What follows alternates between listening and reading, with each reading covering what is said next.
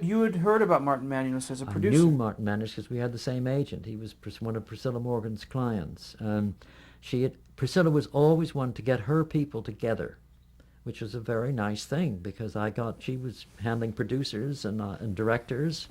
Arthur Penn was her client for a long time, uh, and she liked it if her people worked together. So the minute Martin was singled out to do Playhouse 90, which was a big, big step forward in television drama, a 90-minute, there hadn't been any 90-minute dramas. Omnibus, I think, had been 90 minutes, although I'm not really sure of that, but I think it had. But that was all a lot of little things. One continuous 90-minute dramatic show was a big step. And the first thing they did was that there would be a stampede of people wanting to and vying for higher salaries.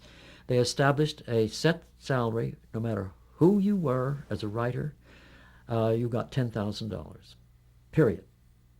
If you were never heard of or if you were the biggest writer in the country, you got $10,000. My first Playhouse 90 was glamour. Glamour had come to television because CBS had built this magnificent television city in Los Angeles, in the heart of if you can find a heart of Los Angeles, but that's where it was, and it was a magnificent operation, and television had come to deserve buildings for itself. This was a whole new idea that you'd have a building for television, but there it was, and Playhouse 90 was one of the first shows to go into that mammoth building. And so it was very glamorous, because fans were always hanging around these artist entrants, with their autographed books and things of that kind. And you had designated parking area, Mr. Mosel, said, oh, parking my car, my little rented Ford.